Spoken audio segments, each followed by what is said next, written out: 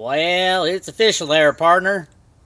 Bitcoin is dead. Yep, you heard it here. Bitcoin is dead. Bitcoin has been declared dead. It was shot. It was shot and killed. Bitcoin is dead. Big Weir here. You like the hat? I'll leave it on. Why not? All right. You know, you've heard this a million times if you're in Bitcoin. If you're new to Bitcoin, you haven't heard this. Bitcoin has been declared dead once again. Oh my God, what is happening? But this time it's from a sad source. The guys at Daily Reckoning, who I follow their stuff, I think they're brilliant on the financial side, on the gold and silver side. Clearly they have no clue about what's happening in the cryptocurrency world.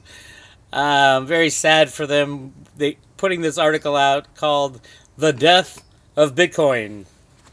And of course, let's just look at it, see if they know what they're talking about. Right here, what's going on? Warning, what you're about to read is wildly opinionated. Yes, true. It's Friday, it's time to get a massive market forecast in front of you. After all, I want you to be ahead of the big story before it shows up on the nightly news. Again. Apparently the Daily Reckoning hasn't been reading all the news about Bitcoin for the past, what, 7 years? Bitcoin has died many times and come back to life. Many, many times. And for the very reasons they're talking about. People would say, oh, Bitcoin's dead because, you know, the regulators are going to get them, or, you know, it's used in bad things. And the insanity of people still not knowing anything about Bitcoin. And these guys are brilliant. These guys are smart guys. It's embarrassing that they put this out. They're going to, you know, go back to their customers in 4 or 5 years and say, you know, we're sorry about that death of Bitcoin thing. We really didn't quite understand what was happening. Anyway, so let's just skim over this. It's the same old story you've heard before. This is a story the mainstream media isn't covering, and millennials aren't going to get the memo either before it's too late. But mark my words, this is the death of Bitcoin. Dun, da, da. Over the weekend, we saw a random pop culture news story that hit the wire. The world's foremost TV movie streaming company Netflix was hacked. And the trail of breadcrumbs leading away from the crime scene leads me to a shocking conclusion. The hack was simple and deliberate. A hacker by the name of The Dark Overlord gained access to the upcoming season of a popular Netflix original series, Orange is the New Black. Long story short, the hacker stole the TV content and threatened to give it away online before Netflix's intended release date. Unless Netflix paid a modest ransom of around $50,000, another ho-hum hacking story, right? Not so fast. This is where the story takes a turn. Like any good movie watcher knows that when a ransom is demanded, it's not the money that matters, it's the getaway. Dun, dun, dun. I can tell you where this is going already. After all, how are you supposed to ransom $1 million, or in this case, $50,000, pick it up from the gas station trash can and actually get away with it? Aha! That's just part of the plan. As you see, the Netflix ransom was demanded in mysterious and untraceable Bitcoin. And it's becoming more commonplace to demand a ransom in Bitcoin, too. This from the New York Times. Those threats have increased with the advent of ransomware, malicious software that encrypts victims' data and prevents them from accessing it until they pay a ransom. Often hundreds or thousands of dollars worth of Bitcoin, a cryptocurrency. What does that tell you? That tells you that whoever had that computer program, if it is necessary for the operation of their business, they should have it secured somewhere. I mean, if someone walks around with $1,000 hanging out of their pocket in East Oakland, where, you know, close to where I live, you're probably going to get it taken. That's just the way it goes. And, you know, it's not a cryptocurrency. It's not the money's fault that it, you know, is untraceable. But let's go on. Let's see. If you don't know the story of Bitcoin, I'll get you caught up. You guys know the story of Bitcoin. And the Bitcoin price is going through the roof. That's why, you know, Daily Reckoning's coming out with this. Most likely they didn't get in on the ground floor of Bitcoin. Let's see. History shows that with great technology comes great responsibility. The revolver and semi-automatic weapons, automobiles, military weaponry. Really? Oh my God. How about the internet? The World Wide Web. Back in the 1990s, when it was invented, it was dangerous because people can commit crimes on the internet because it's anonymous. Insanity. It's the same thing over and over and over again. Come on, Daily Reckoning, you're better than this. Even the advent of the internet. There we go. With each of these impressive technologies came a sinister downside. Bitcoin is no different. If you look under hood, you'll see what really makes Bitcoin tick is less talked about, the more sinister transaction record. Oh, if that blockchain could talk. Money laundering, illegal transfers, moving money outside the U.S., sanctions. Those are all really good things, if you ask me, that the government should not be involved in our business at all. You know, if you're an anarcho-capitalist and believe in the a serious person's ability to take care of his own affairs without the government intruding, nothing wrong with this stuff. If someone does something illegal, go ahead, government, go get them. Yeah, Bitcoin makes it easier, but so does cash. And I know you want to make that illegal. You, Mr. Government, would love everybody to have a chip in their forehead that says 666. No, it ain't going to happen. We're fighting back. Watch the Le Pen election this weekend. If Le Pen wins, you can say the good guys have got this thing wrapped up. If not, yeah, there's still more work to do. Anyway, Bitcoin is no different, blah, blah, blah, blah, blah. So the Silicon Valley logic that Bitcoin is free market technology and you can use it to protect against inflation, invest, pay friends, shop, etc. is not the whole picture.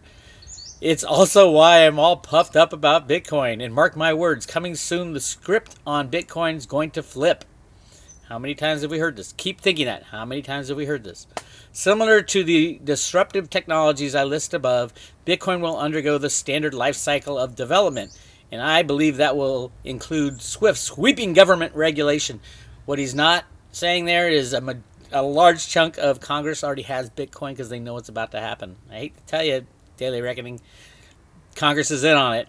They probably, it was probably invented at the CIA and the Fed as a transition to something new, a gold standard, if you believe the Roto-Rooter theory. All right. Let's see. Similar to disruptive technology listed above. Okay, we did that. However, unlike most of the other technologies, I don't think Bitcoin will survive this death blow of regulation. Here's an example of what I mean. The Netflix example above was, for all intents and purposes, harmless. Yes, hacking and demanding a ransom is illegal, but the large-scale ramifications aren't that big. That's all going to change when the bad guys up the game. For instance, what if someone hacks a more important, vital piece of U.S. infrastructure instead of last season's Orange is the New Black? Or worse, what if American lives are at stake? What if ransoms for high-value kidnappings come tethered to one nasty little reoccurring detail? Pay us in Bitcoin. If you're going to stop humanity, human beings, from trying to blackmail anybody, good luck. That's a police state you're going to have to live in. If you're going to try to stop crime from happening, that's a police state. It's not Bitcoin's fault. Yes, the government would like to control every single transaction. They would love it if they could cut you off in a blink of an eye, and Bitcoin stands in the way of that even more devious plot by the bad guys to take control of our lives. So all these arguments against Bitcoin are coming back to one thing.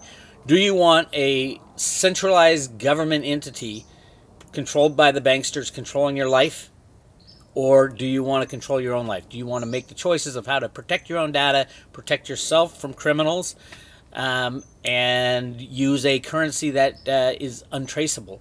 It's all very visible. It's on the blockchain, and they can find, there are ways to trace Bitcoin, and you can probably track, back what computer it was that they bought the Bitcoin and where it printed out or didn't print out or they store their Bitcoin as technology improves. I mean, if you're going to look at how to fix the problem, the problem is not Bitcoin. The problem is the people committing the crimes and the ability for our brilliant government to track down these people. I think they have a lot more tools in their tool shed to track down the criminals than people think. Anyway, but the problem is the government's mostly the criminals committing the crimes. So, yeah, it's slippery slope. It was Ben Franklin who said, those who will sacrifice liberty for security are going to lose both. And I believe that wholeheartedly. So, Daily Reckoning, I completely disagree. All right, it goes on.